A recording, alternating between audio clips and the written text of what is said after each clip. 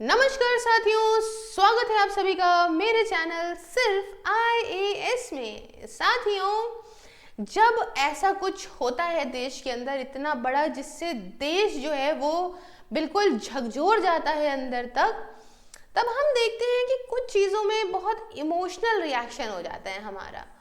मतलब कभी ठीक है, इमोशंस तो ह्यूमन का एक नेचर है, बट कभी कभी थोड़ा सा दिमाग से भी सोचना चाहिए कि हम किसको क्या कह रहे हैं।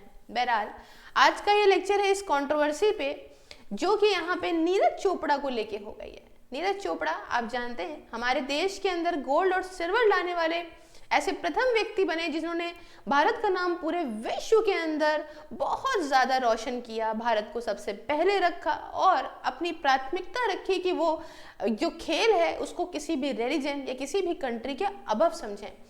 हमने देखा था कि जब लास्ट वाले ओलंपिक्स में उनके ये जो अरशद नदीम हैं, जब ये गोल्ड लेकर आए थे और नीरज चोपड़ा को यहाँ पे सिल्वर मेडल मिला था, तब दोनों की माओं ने बहुत अच्छा एक दूसरे के लिए विश किया था। वहाँ पे पाकिस्तान अपनी जगह है, उसकी करतूतें अपनी जगह है। जब भी हम लोग बात करते हैं तो अभी भी हर लेक्चर में हर एक टीचर यही समझाने का प्रयास करता है कि पाकिस्तान के लोगों को भी अपनी आंख खोलनी चाहिए कि उस भुखमरी से बाहर आने का यही तरीका है कि अपनी ये आर्मी चीफ को बदलो, अपनी सरकार को बदलो और अपने आप को इंडिया पाकिस्तान, कश्मीर पाकिस्तान करने से अच्छा है कि कश्मीर ले लूँ इंडिया से, इसको करने से अच्छा है कि अपने यहाँ की उन्नति पे ध्यान दिलवाया जाए। अब यहाँ पे मैं ऐसा इसलिए कह रही हूँ क्योंकि एक ऐसी कंट्रोवर्सी हो गई जिसे सुन के मैं भी काफ़ी शॉक्ड हूँ। तो हुआ क्या है, यहाँ पहले आप देख सकते हैं कि Neeraj Chopra and silence on inviting Arshad Nadeem to India and Pahalgam terror. इसके बाद इन्होंने जो ट्वीट करके बताया, मैं एक एक शब्द को आपके सामने बताऊंगी कि एक्चुअली में हुआ क्या। अब देखिए हुआ क्या कि कुछ वक्त पहले की बात है, अभी इन दोनों व्यक्तियों को आप जानते हैं, ये हैं अरशद नदीम जो कि पाकिस्तान से जैवलिन थ्रो के प्लेयर हैं। विश्व के अंदर इनका भी अच्छा नाम रहा जब इन्होंने गोल्ड पाया लास्ट वाले ओलंपिक्स में। और ये हैं हमारे बहुत ज़्यादा जो है जाने माने व्यक्ति नीरज चोपड़ा, जिनको कौन नहीं जानता। अब देखिए होने क्या वाला था कि नीरज चोपड़ा का क्लासिक जैवलिन थ्रो इवेंट एक होने वाला था। कहाँ होने वाला था? 24 मई को होने वाला था बैंगलोर के अंदर, है ना, भारत में। और जितने भी एथलीट के फैन हैं भारत के अंदर, वो जाने जा रहे थे और टॉप स्टार्स को देखना चाहते थे कि कैसे काम करते हैं वो।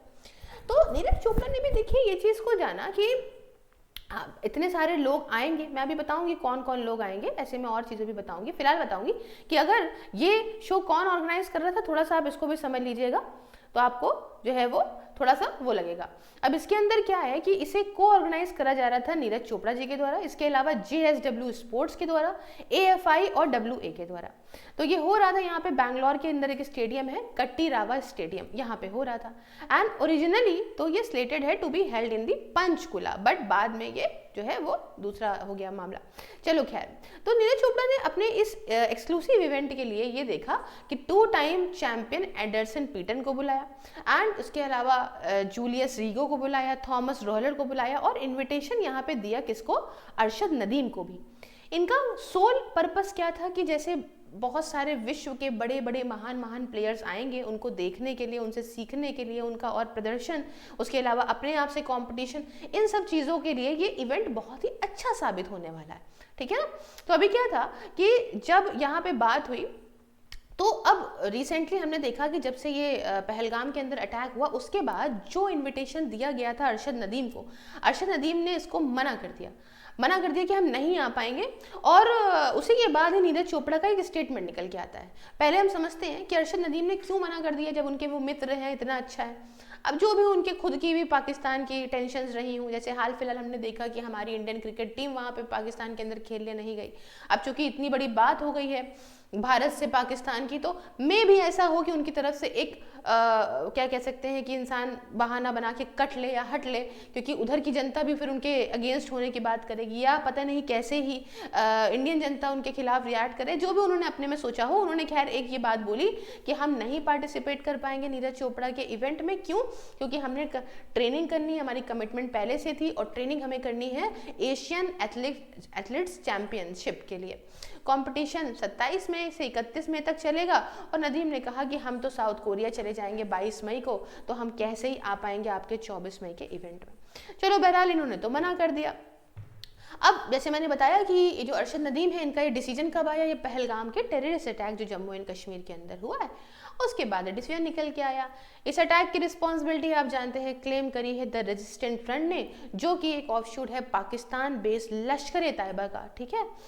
तो अब यहाँ पे आप देख सकते हो अब बात क्या हुई। अब बात ये हुई कि जब इनका ये इन्विटेशन और ये सारी बातें सामने आई तो नीरज चोपड़ा का ये कहना था कि उनको बहुत ज़्यादा बैकलैश फेस करने को मिला, उनकी फैमिली को उल्टा सीधा बोलने को मिला। तो किसी भी व्यक्ति को इस बात की तकलीफ होगी कि हम जिस देश के लिए खेल रहे हैं, जिस देश को हमने अपने आप को, अपने जीवन को समर्पित करके रखा है, जिसका नाम रोशन करने के लिए हम पूरे विश्व में काम करते हैं, जिसका नाम रोशन करने के लिए हम इतनी ट्रेनिंग करते हैं, वहाँ के लोग बिना जाने समझे हमें कैसे गलत बोल सकते हैं, हमारे परिवार को कैसे गलत बोल सकते हैं। तो एक ट्वीट इन्होंने करा, उस माध्यम से चीज़ों को बताया। मैं बताती हूँ उस ट्वीट में उन्होंने क्या कहा। इन्होंने लिखा क्या usually I am a man of few words, मैं वैसे भी बहुत ही कम बोलता हूँ, बट इसका मतलब ये नहीं है कि मैं जो बोलूँगा तो यहाँ पे मैं किसी गलत चीज़ के खिलाफ भी नहीं बोलूँगा, ऐसा नहीं होगा। जो चीज़ गलत है मैं उसके खिलाफ ज़रूर बोलूँगा। अब बात आती है कि अगर लोग इस बात पे सवाल उठाने लग जाएं कि मेरा प्रेम मेरे देश के प्रति क्या है, तो ये बहुत गलत बात है ना, ये बहुत गलत बात है। जब मेरे देश के प्रति क्या है, मेरे परिवार के प्रति क्या है, तो ये सब तो कोई कहने वाली बात ही नहीं। मैं अपने देश को सबसे ऊपर रखता हूँ, है ना। अब रही बात अरशद नदीम को बुलाने की कि आप आइए, तो हमारे नीरज चोपड़ा के क्लासिक इस इवेंट में तो ज़्यादातर हेट और अब्यूज़ दे रहे हैं नीरज चोपड़ा को। जो आप नीरज चोपड़ा ने कहा कि हमें जो भी लोग हेट और अब्यूज़ दे रहे हैं, मेरी फैमिली को दे रहे हैं, तो ये किस बेसिस पे, है ना। मेरी फैमिली तक को लोगों ने नहीं दूर रखा, उनको भी इन्वॉल्व कर लिया कि जो है आपने बुलाया ऐसे कैसे पाकिस्तान के। मैंने इनविटेशन जो उनको दिया था वो इस बेसिस पे दिया था, एक एथलीट जो दूसरे एथलीट को देता है। इसमें इस पूरे मसले को लेके आने की क्या ज़रूरत थी, ये तो बिल्कुल अलग चीज़ हो गया। ये तो एक प्लेयर है, प्लेयर से बात कर रहा है कि तुम खेल लेते हो, हम भी खेल लेते हैं। हाँ, इसमें पॉलिटिक्स या इसमें टेररिस्ट, इसमें ये सारी बात कहाँ से आ गई, इसका कोई लेना देना किसी चीज़ से नहीं है ना। एम जो एनसी क्लासिक जिसके लिए मैंने बुलाया था वो ये था कि भारत के अंदर बेस्ट टू बेस्ट एथलीट्स को लाया जाए हमारे देश के अंदर, ताकि हम यहाँ पे वर्ल्ड क्लास अच्छे बिल्कुल विश्व के अंदर गजब वाले जो सपोर्टिंग इवेंट्स हैं वो अपने आप ही ऑर्गेनाइज करें कि विश्व भर से अंदर जो महान महान प्लेयर्स आएंगे अगर इसको लेके, तो उनका भी नाम रोशन होगा, उसके अलावा देश का हमारे कैसे नाम रोशन होगा। तो हमने सारा का सारा जो भी इनविटेशन दिया था वो मंडे को सभी एथलीट्स को दिया था। तब तक ये ऐसा पहलगाम के अंदर कोई अटैक नहीं हुआ था। इस बात की जानकारी करी यहाँ पे नीरज चोपड़ा ने, कहा कि पहलगाम के अटैक होने से 2 दिन पहले हमने ऐसा करा। उसके बाद यहाँ पे जब कुछ हो गया तो पिछले 48 घंटों में अरशद की प्रेजेंस जो एनसी क्लासिक में थी वो कम्प्लीटली आउट ऑफ क्वेश्चन है। इस उनका यहाँ होना ना होने से क्या मतलब है, क्या उन्होंने थोड़ी ना गोलियां चलाई हैं वहाँ पे।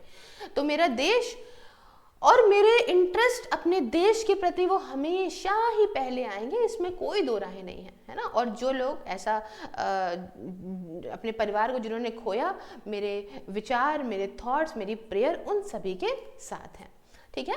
तो ये उन्होंने ऐसे करके कहा और ये भी कहा कि देखिए मैं थोड़ा सा गुस्सा हूँ, परेशान हूँ, है ना। इस तरीके से किसी ने कैसे कह दिया, मेरे देशवासियों ने ही मेरे देश की इंटीग्रिटी को लेके कैसे सवाल उठा दिया। खैर, हमें भी इस बारे में लेके थोड़ा सा सोचना चाहिए साथियों कि हम किसको कह रहे हैं। बहुत ज़्यादा इमोशनल होना हमने देखा था ब्रिटिशर के टाइम पर कि क्या हुआ था। अब जब ठंडे दिमाग से गर्मा गर्मी हटा के हम इस बात का एहसास करते हैं तो इस बात का एहसास ये होता है कि बहुत सारे मुसलमान भी कसम से अपने आप को जब प्रूफ कर रहे थे कि हम ऐसे नहीं है, तो it was really really hurting. सही बात है, घर में एक अच्छे से बोलने वाला इंसान, व्यक्ति किसी दूर से किसी ने कैसे कर दिया, तो क्यों किसी को इस तरह से करना है। बहरहाल आप अपनी सोच मुझे कमेंट में बता सकते हैं। इसके अलावा आप ज्वाइन कर सकते हैं मेरी वर्चुअल लाइब्रेरी को, जिसमें आप 24 घंटे 7 दिन घर में बैठ के आराम से पढ़ाई कर सकते हैं किसी भी एग्जाम के लिए डिसिप्लिन तरीके से। इसके रिगार्डिंग मुझसे बात करने के लिए आप कॉन्टैक्ट कर सकते हैं 9919785532 on WhatsApp and @SIRFISSales on Telegram पे।